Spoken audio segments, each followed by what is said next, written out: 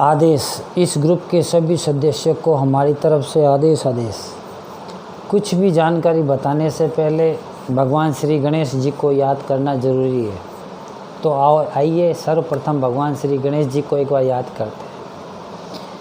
ओम नमो विघ्न राजाय सर्व सौख्य प्रदायिनी दुष्ट रिष्ट विनाशाय पराय परमात्मने लंबोदर महावीर्य नाग यज्ञ प्रशोभितम अर्धचंद्रधरम देवं विघ्नव्यू विनाशनम ओम ह्राम ह्रीम रूम ह्रीम रोम हा हेरम्बाय नमो नमः सर्वा सिद्धि प्रदोषितम सिद्धि बुद्धि प्रदो भव चिंतितार्थ प्रदर्शित हिम शतक मोदक प्रिय सिंदूरारूण वस्ते च पूर्जितो वरदयक इद गणपति स्त्रोतम्य पठेत भक्ति मानर तस्य देहम च गेहम च स्वयं लक्ष्मी मुच्यति। ओम श्री गणेशाय नमः ओम विघ्नहर्ताय नमः ओम गुरु गणपतये नमः। आदेश। आज मुझसे किसी ने फ़ोन पर ही पूछा था कि भाई नाथ जी महाराज जब गणेश जी को घर में स्थापित करते हैं तो फिर विसर्जन क्यों करते हैं? जब घर पे आप उनकी पूजा पाठ शुरू कर रहे हो 10 दिन के लिए, तो आना चौदस के दिन उनको विसर्जन क्यों करते हो, वापस रवाना क्यों करते हो? तो बात यह है कि ये जो प्रथा है ये महाराष्ट्र से शुरू हुई है। महाराष्ट्र में एक गांव है जहाँ पर कार्तिकेय महाराज का राज चलता था पहले टाइम में, जो भगवान श्री गणेश जी के भाई हैं। तो भगवान श्री गणेश जी इस भादवा महीने की चतुर्थी के दिन उनके गांव उनके राज्य में जाते हैं और वहाँ पर 10 दिन तक मेहमान के तौर पर रहते हैं। तो 10 दिनों में जब तक उनके घर पे रहते हैं तब तक घर में सुख शांति रिद्धि सिद्धि सब रहती है। जब वो वहाँ से रवाना होते हैं, मेहमान तो 10 दिन ही रुकेगा, तो 10 दिन ही रुकते हैं, फिर उनके बाद वो वापस कैलाश चले जाते हैं। लेकिन ये भारत के अन्य राज्यों में नहीं होता। भारत के अन्य राज्यों में इनको स्थापित करने का एक अलग ही तरीका होता है, जिसमें हमारे नाथ संप्रदाय के लोग हैं वो क्या करते हैं कि चांदी की या अष्ट धातु की छोटी सी 4 अंगुल से कम, इससे छोटी 4 अंगुल से छोटी एक मूर्ति होती है गणेश जी की, उनको स्थापित करते हैं। 9 दिवस तक उनको अपने घर में स्थापित करके और उनको वीर के रूप में अपने घर में स्थान दिया जाता है। वीर किसे कहते हैं? एक भैरव का स्वरूप होता है। तो गणेश जी को भी वीर के रूप में घर में स्थापित किया जाता है। उससे ये होता है कि जब वो स्थापित हो जाते हैं, उनके साल भर 2 साल तक उस घर में खुशियाँ उमड़ के आती है। घर में शुभ कार्य अपने आप शुरू हो जाते हैं। बच्चे की नौकरी लगनी है तो लग जाती है, शादी नहीं हो रही तो शादी हो जाती है, कोई कोर्ट कचहरी का मुकदमा हो तो वो ख़त्म हो जाता है, या कोई लॉटरी लग जाती है, कोई व्यापार का एक अच्छा सा ऑफ़र मिल जाता है। यानी किसी न किसी रूप में खुशियाँ आपके दामन में आती है। उनकी सेवा 2.25 साल तक लास्ट उनको घर पे रहने की मौका मिलता है, क्योंकि नाथ जी महाराज है जो अपने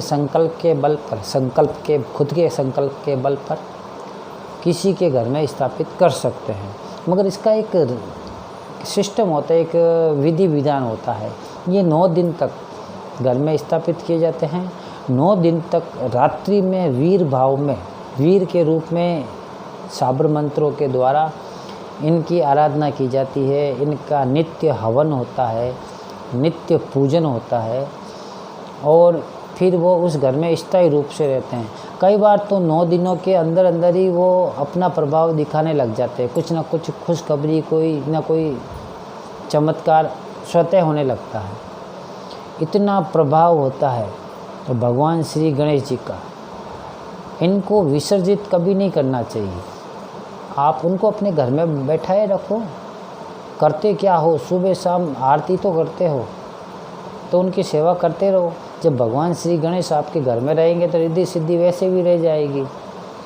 इसलिए भगवान श्री गणेश जी का विसर्जन नहीं करना चाहिए। मान लो किसी कारण आपको मालूम नहीं हुआ और आपने उनको विसर्जित कर दिया है, तो कोई बात नहीं, अगले साल फिर आएंगे, फिर आप ऐसा मत कीजिएगा।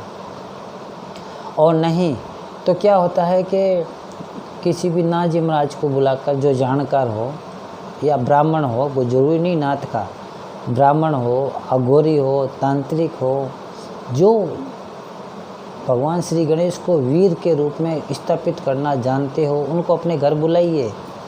9-10 दिन आप आपके घर में रहेंगे, आपके घर का में हवन होगा, जाप होगा, आपके घर का वातावरण भी शुद्ध हो जाएगा, खुशियाँ उमड़ के आएगी। और रही बात कि कितना पैसा लगता है, कितना नहीं लगता है, इसके लिए तो वो जिससे आप संपर्क करोगे वही बताएगा। मेरा काम है आपको एक रास्ता बताना। और दूसरी बात, कई लोग हमसे ये भी पूछते हैं कोई ना जी कोई भूत की, प्रेत की, पिशाच की ऐसी कोई साधना दो। तो पहली बात, भगवान श्री कृष्ण ने गीता में एक ही बात कही है कि जो भूतों को बसते हैं वो भूतों को प्राप्त होते हैं, जो प्रेत को बसते हैं वो प्रेत को प्राप्त होते हैं, जो चुड़ैल की सेवा करते हैं वो चुड़ैल को ही प्राप्त होंगे। यानी मरने के बाद चुड़ैल लोक, प्रेत लोक, भूत लोक आपको ही मिलेगा अगर उसकी साधना आपने की है। मगर आपने भगवान शिव की, श्री गणेश जी की, नारायण की, शक्ति माता चामुंडा की, महाकाली की, और भी 10 महाविद्या हैं, और भी बड़ी बड़ी देवी शक्तियाँ हैं, उनकी आराधना करते हो तो आप उन्हीं के स्वरूप में जाओगे। इसलिए कहते हैं कि भी साधना करनी है तो सात्विक देवों की कीजिए, उग्र देवों की कीजिए, मगर भूत प्रेतों की साधना इस संसार में आपको साल, 2 साल, 5 साल, 10 साल आपको सुख सुविधा दे सकती है। अमर तो आप नहीं होंगे, मरना तो आपको पड़ेगा। जिनकी सेवा करोगे आप उन्हीं को प्राप्त होगे। जैसे हम हैं, हम भैरवनाथ जी की सेवा करते हैं तो हमें भैरव पद ही मिलेगा, भैरव के चरणों में लीन होंगे, भैरव लोक ही मिलेगा।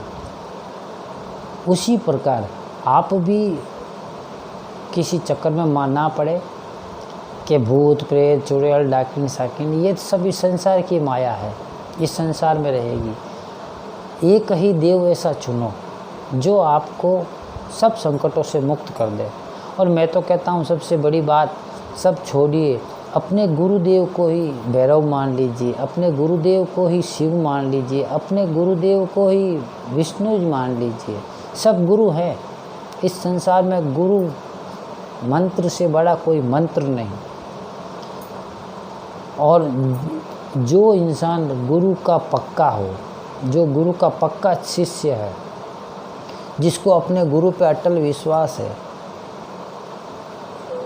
उसका इस संसार में ना तो बड़े से बड़ा तांत्रिक, ना अघोरी, ना कोई साधु, कोई कुछ नहीं बिगाड़ सकता।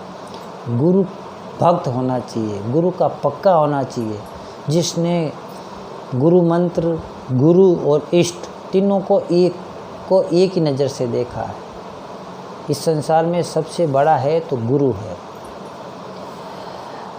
और कई लोगों ने हमसे ये भी प्रश्न किया है कि नाथ जी महाराज कभी हमें भी मौका मिले आपके साथ आराधना करने का, सेवा पूजा करने का, कुछ सीखने का। तो देखिए भाई, पहली बात तो यह है कि सेवा के बिना मेवा नहीं मिलता। अब हम जहाँ पर अपना आराधना करते हैं, अनुष्ठान करते हैं, वो एकांत में होती है, बिल्कुल एकांत में। तो हम अपने साथ 2 या 3 से ज़्यादा शिष्य रख भी नहीं सकते। और शिष्य रखते हैं तो उनको पूरा गाइडेंस भी देते हैं और अपनी आराधना भी रहते हैं। ये नहीं कि गुरु बन गए तो बस शिष्य करेगा ना हम आराम करेंगे, नहीं। हमारा काम है, हम अपना अनुष्ठान तो करेंगे, हम अपनी साधना करेंगे। पहलवान बने हैं तो रोज़ दूध पीना पड़ेगा और रोज़ कसरत करनी पड़ेगी। तो साधक बने हैं, अगर गुरु बनेंगे तो रोज़ साधना करनी है और अपनी आध्यात्मिक शक्ति को बढ़ाना है, घटाना नहीं है। ये जीवन का लक्ष्य है। तो हमारे साथ अगर कोई एकांत में साधना करने का इच्छुक है तो वह चाहे तो हमसे संपर्क कर सकता है। हम आने वाली ये जो नवरात्रि आएगी आश्विन महीने की बड़ी नवरात्रि, इस नवरात्रि से लेकर आने वाले देव जूलनी 11 एकादशी तक एकांतवास में 41 दिवस का अनुष्ठान करेंगे। उसमें अगर कोई ये जानना चाहता है कि वास्तव में देव शक्तियाँ होती है, जिसको विश्वास नहीं सिर्फ इस उदेड़बुन में एक वास्तव में भगवान होता भी है कि नहीं होता है, लोगों के दिखाव में हौकारे भरे जाता है, उसको सच्चाई का ज्ञान होगा कि वास्तव में आपको क्या चाहिए, उस एकांतवास में आपको मिलेगा। उस एकांतवास में आपको योग भी करना पड़ेगा, प्राणायाम भी करने पड़ेंगे, जप भी करना पड़ेगा, एक वक्त खाना खाना पड़ेगा सात्विक, और गुरु की सेवा करनी पड़ेगी, गुरु के शरण में रहना पड़ेगा, जैसा गुरु खिलाएगा वैसा खाना पड़ेगा। और जब 41 दिन की साधना होगी तो 41 दिन में खाने का पैसा भी चाहिए, तो उसकी व्यवस्था भी उसी को करनी पड़ेगी, क्योंकि हम सिखा सकते हैं, साथ में रहेगा तो खुद सीखेगा, और उसमें भी इतना पावर होगा जितना हम में है। अगर कोई साधना करने का इच्छुक है तो हमसे पर्सनल रूप में संपर्क कर सकता है। हम इस वीडियो के अंतिम में अपने नंबर दे रहे हैं, उसमें संपर्क कर सकता है। और अगर कोई भैरव गणेश जी को वीर के रूप में स्थापित करने के लिए संपर्क करना चाहता है या इस विषय में कोई तरह की मदद चाहता है तो वो भी संपर्क कर सकता है। तब तक के लिए हमें आज्ञा दीजिए, फिर कोई सवाल जवाब होंगे तो आपको ज़रूर बताएंगे। अब जाते जाते बाबा काल भैरव से भी आज्ञा ले ले। ओम नमो काला भैरव, हाथ खड़ंग फूलों की माला, 64 जोगण संग में चाला, देखो खोली नज़र का ताला, राजा प्रजा ध्यावे तोई, सबकी दृष्टि बांधे मोई, मैं पूजू तुमको नित ध्याय, राजा प्रजा मेरे पाए लगाए, भरी अथाई सब होई, मेरा क्या सब कुछ होई, देखो भैरव तेरी शक्ति, शब्द साचा पिंड काचा, फूरो मंत्र ईश्वर वाचा, ओम ब्रह्म ब्रह्म ब्रह्म ब्रह्म ब्रह्म काल भैरवाय हुम पट। आदेश आदेश।